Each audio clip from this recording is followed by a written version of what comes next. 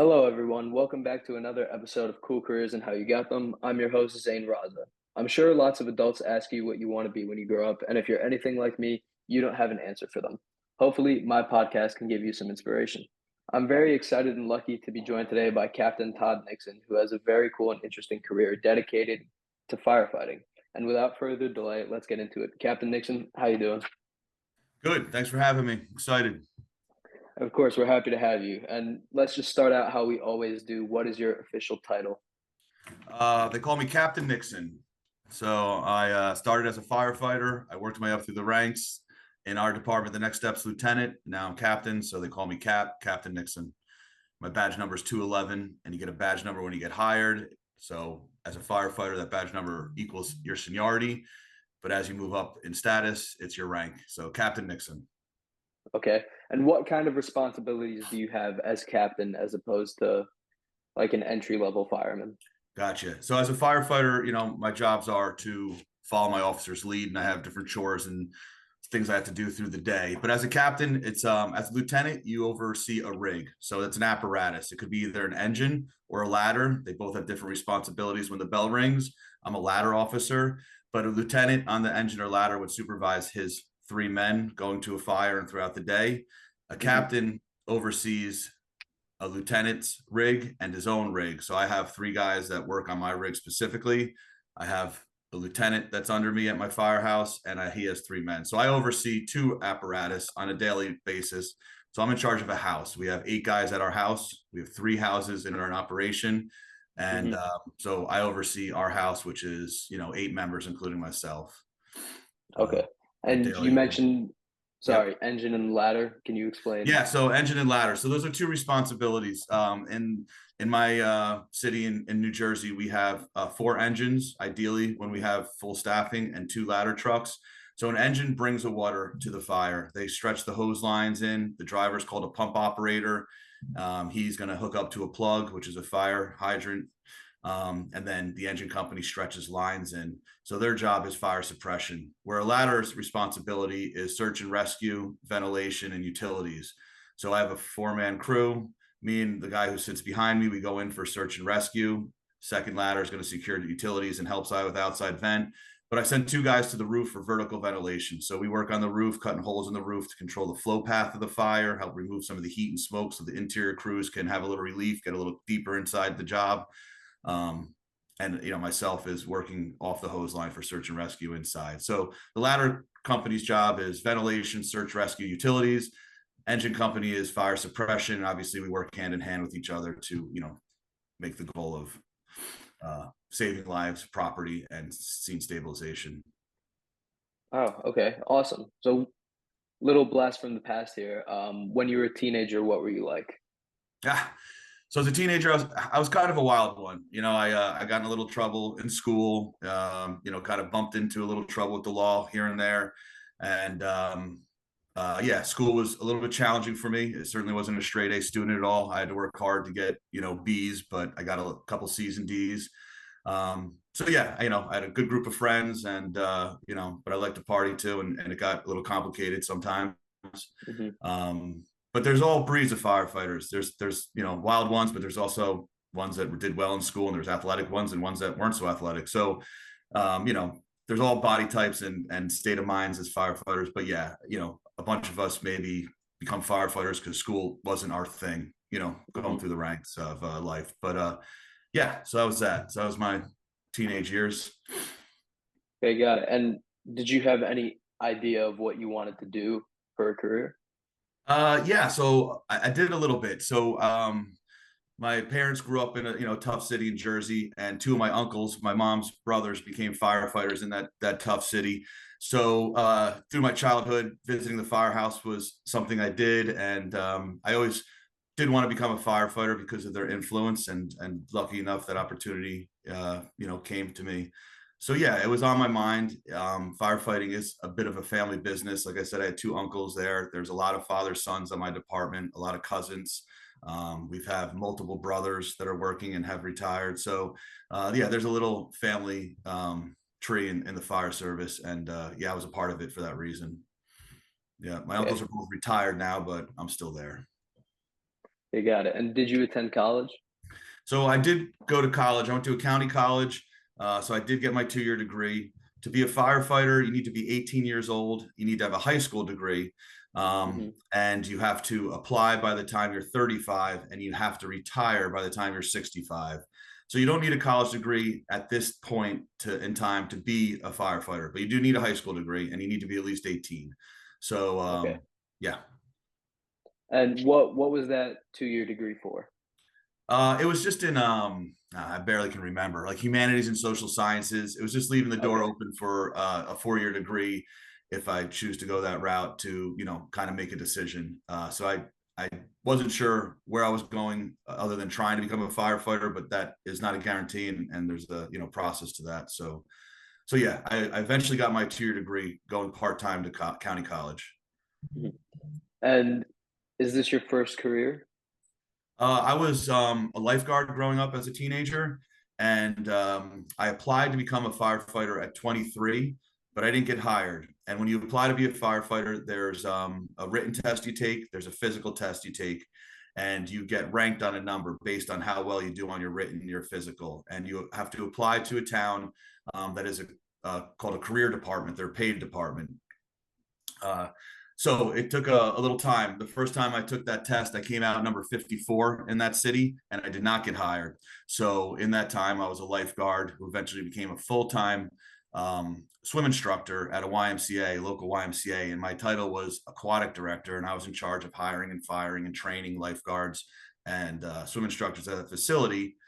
Then I again took the test at 27 to try to get hired because I got the list is good for 3 years. Once you take the test, it's a test you take with Hmm. civil service. And when I was 27, I got hired off of that list. I came out number 24 on the list. So that means within that 3 years, they hired at least 24 firefighters. They hired more than that, but I was one of them. So I got hired finally by the time I was 30. And I have to work 25 years. So I was an aquatic director, running outdoor pools and indoor pools until I was 30. And then I became a career firefighter, Okay, in which got I have it. to work And 25 years you have to work to get benefits and your pension. So I'll retire at 55, or I have the option to work till 65 if my body can handle it. But I do have to retire at 65. In my mind, I think 25 years will be good. My body will be ready by then. okay, got it. And when you're preparing for those two tests, is there like a training regimen? Is there like is it like the police academy where you go and you study with other guys, or are you doing that on your own?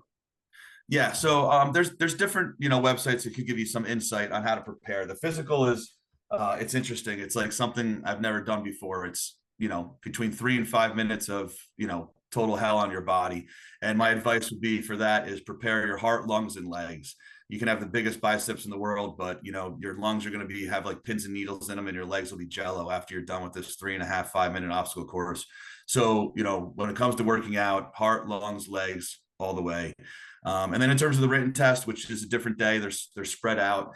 You read a passage maybe about the fire service, then you have to answer questions, and it's timed. So it's not like you have all the day in the world to go back and reread what you just read to answer these questions. Um, at the time I took the written test, it was pretty basic information. Some small numbers you need to know for frictions and tank pressures when you're pumping an apparatus. So there's a little of that, but it's mostly just read and answer questions, pretty basic. I believe they made it a little more complex over time. But I've been a firefighter for almost 18 years now. So I took this test 20 years ago, and it changes over time, but that was my experience. Hmm. And is there any kind of like probationary period where you're like just on the team? Because I know for to be an EMT, like you have to have a certain amount of hours logged riding around on the ambulance before you can actually become one. Right. So for a career department, once you do the physical and the written, you run a list, and then depending on how many firefighters they hire in that time frame, that list is 3 years. You then get your training. So once you get hired, they're going to send you to a physical test with your doctor to make sure your body's capable of going to the fire academy, and you have to take a Hmm. drug test to make sure you're clean, and then they do a background check with the police department, and then they do a residency check to make sure you live in the town that you're applying to. So those are all a couple things that you need to that the department's going to do prior to putting you in the fire academy. Then they put you in the fire academy for fire one, and that's where you're going to get your training once you pass all those other tests. And that's a 5-week class that's full time. So they send me to that, and you're there from 7 in the morning till 4 in the afternoon for 5 weeks. Then you go to Fire 2, which is another 3 or 4 weeks. And then you take a first responder class, which is another week. So there's about 2 months of training outside of the fire department at these academies. Then once they're on the fire department, you're usually on something called days for about a month, and they train you differently than the fire department, a little more specific to our apparatus and our environment. And then they're going to assign you to a shift. So once you get hired and start the academy, that's your start date. So I was hired, ironically, September 11th of 2006. And that's when I started the academy, in which I'm on probation for an entire year. So in that year, if you have a major or minor mess up, you could be fired. You don't really have the stature. So for a year, you're on probation while you do the academy. After about 2 or 3 months of training, you're on the line when you're sitting on an apparatus following your lieutenant or captain's orders. And after that year, you're kind of stable and have a job. So you're a probationary firefighter for a year of your hire date. And you're called a boot until the next class is hired. So even if you're off probation after that year, if they don't hire anyone for another 3 years, you're low man, you're the boot of the department, until they hire again. In my situation, I feel very lucky that I got hired, but there was a hiring freeze after that. They didn't hire anyone for 7 years. So that means I was the boot for 7 years. Low man needs to do all the grunt work. So every morning, my chores would be a little different than everyone else's. I would be responsible for cleaning all the toilets. And then I'm responsible to make sure everyone has a lunch. If not, I take their lunch order, take their money. I take my own personal vehicle and go get the lunch, come back, talk to the cook. And then I have to go out and get dinner for everyone. He cooks it for us. So when you're the boot, you have more responsibility than the rest of the shift. Low man, probationary for a year. You're the boot until someone else gets hired. You're like an intern, kind of. Kind of, yeah, for sure. Okay. So the boot does the most work. One, because he hasn't learned his job yet and needs the experience, and two, because he's new and the senior guys get a little bit of a rest. So he might have to carry the heaviest equipment on a call. He would have to do, the dirty work in the firehouse more so than a senior guy. So intern, boot, probationary. Yep. Okay, got it. So obviously, I think you have a cool career because you're on the podcast. I remember when I was a little kid, like all of the boys were like police officer, astronaut, firefighter. So I think you have a very cool career. But in your opinion, what makes it cool or unique? I love the job for sure. So, I mean, one of the things that's appealing to the job is just the excitement and the adrenaline rush that we get, right? So, as a kid, maybe not for everyone, but throwing rocks through a window sounds like fun, right? So now I get paid to break windows, and that's called ventilation. So, you know what I mean? If you like being active and feeling that rush, for sure, the bell rings and instantly your blood's flowing. So it's a lot of fun. You got to make quick decisions, smart decisions. But you get to break walls, break windows, run into buildings, and hopefully try to help someone. So the adrenaline rush is a lot of fun for a lot of us. Obviously, doing something rewarding is a huge deal too, right? So, I mean, if you save a cat, if you save a person, protect someone's house, there's a lot of thanks and appreciation involved. So that feels good too, to be doing something rewarding.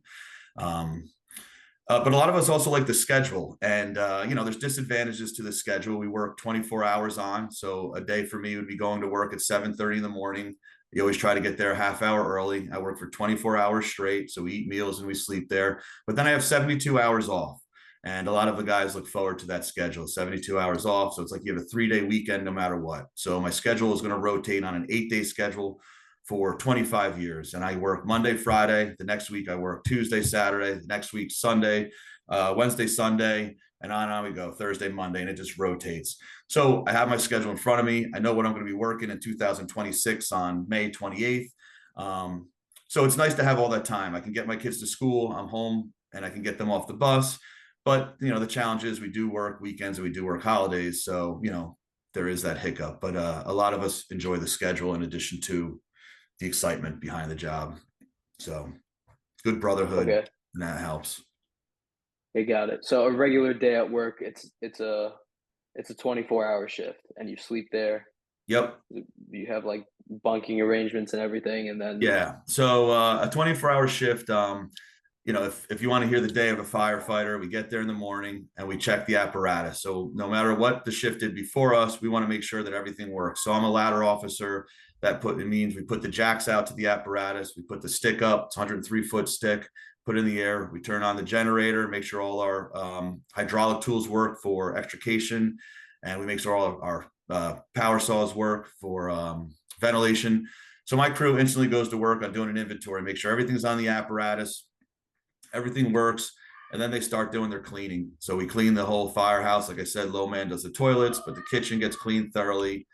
There's a little bit of a Mm-hmm. break there. We take a little rest before about 9:30. Guys have a cup of coffee, maybe a donut, and then we start our day with trainings. There's always going to be a training. Sometimes it's in-house with a video and a discussion.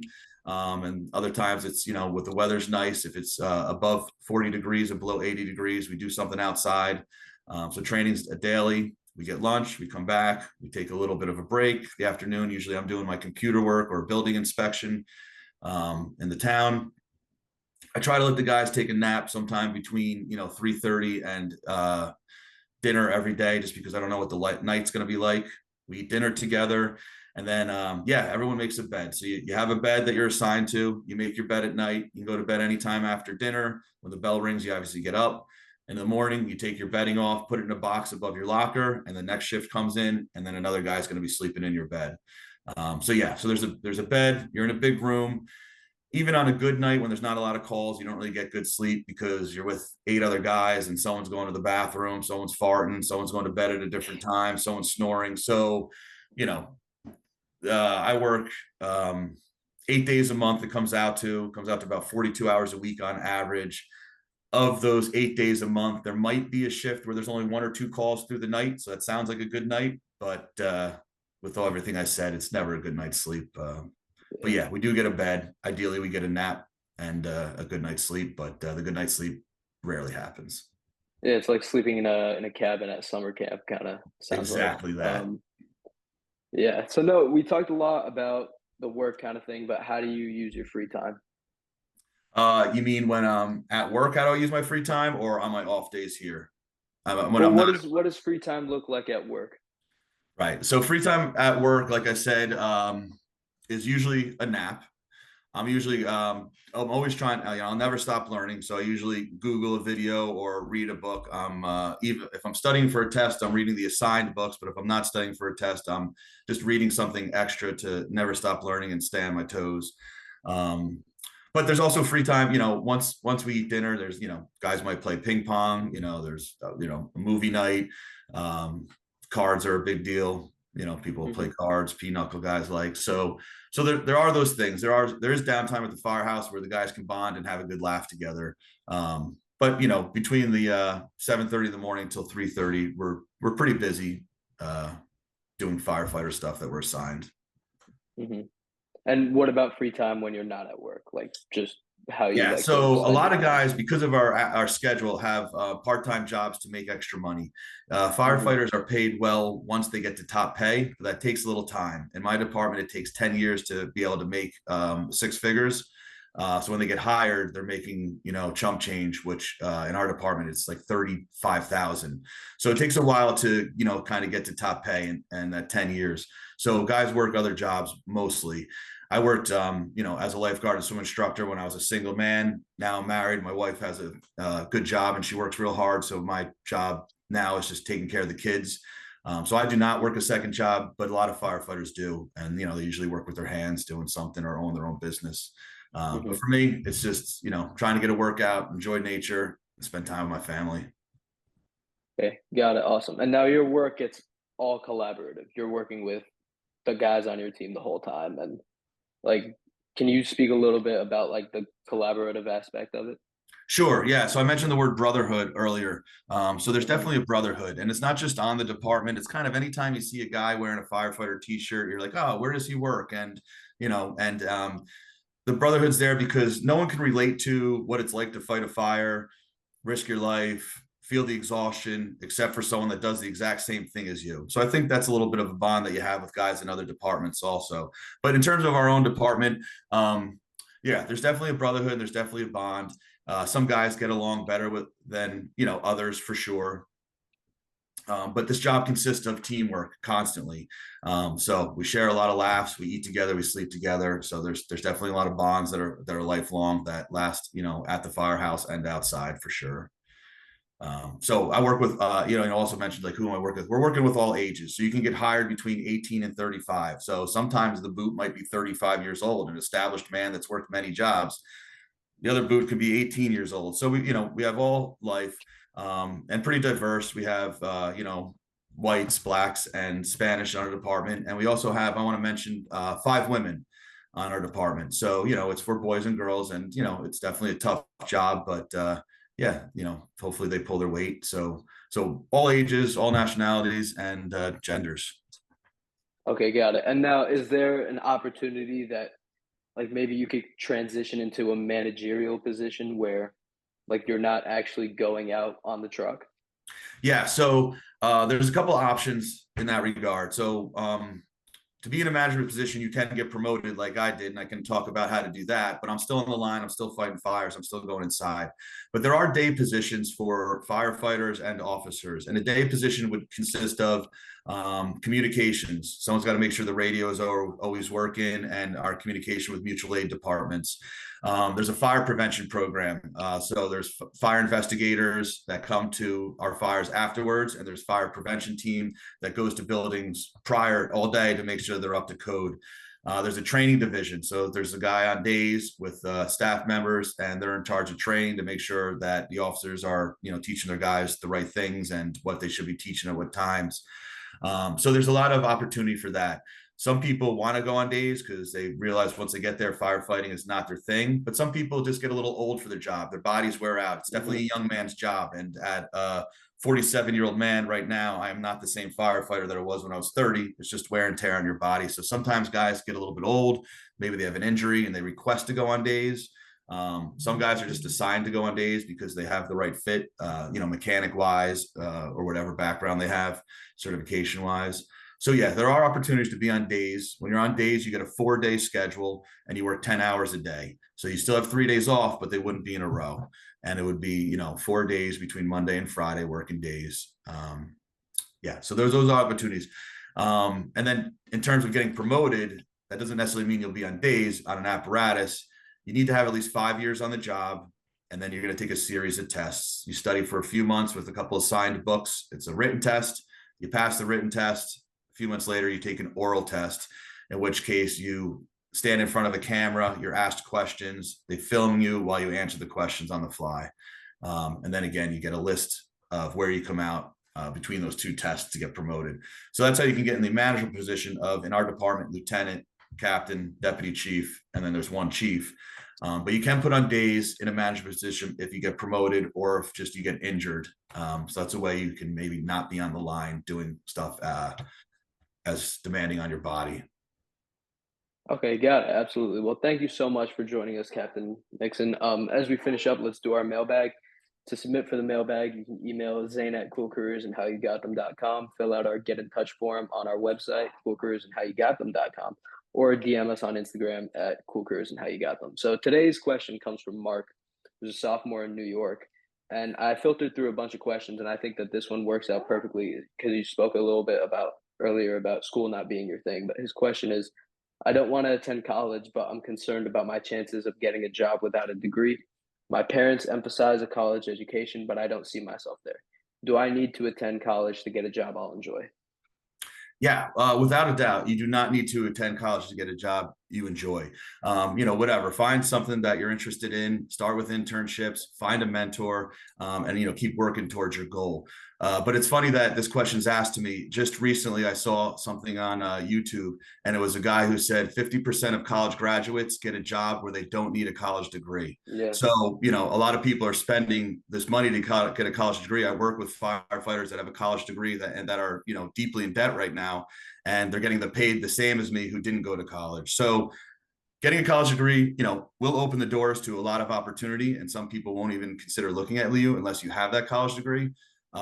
So, to have as many opportunities as possible, it's good to get it, but no, you can find a rewarding job without it. And like I said, this study just showed that 50% of college graduates get jobs where they don't need a college degree. So yeah, be smart when you go to school and try to figure it out. But whatever career you want to go into, start working at it now. If you like animals, start working at a vet shop, start working at a zoo. If you, whatever the case may be, you want to be in a doctor, start a lifeguard, get first aid and CPR.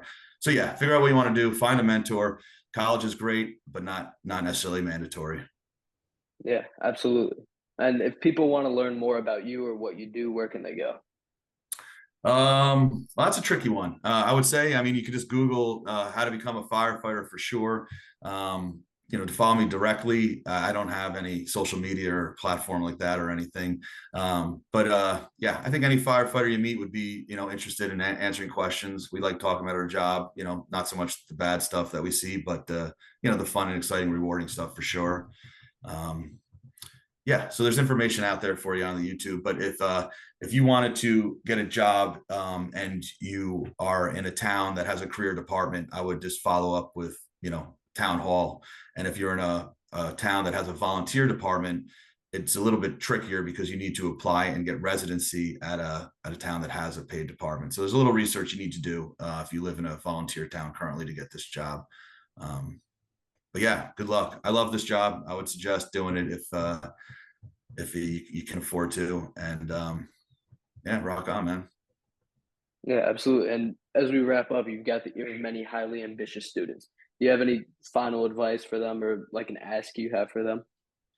Not so much. I mean, I kind of spilled it out there, but I have read a lot of self-help books for sure. And it just talks about finding someone you trust that can be a mentor.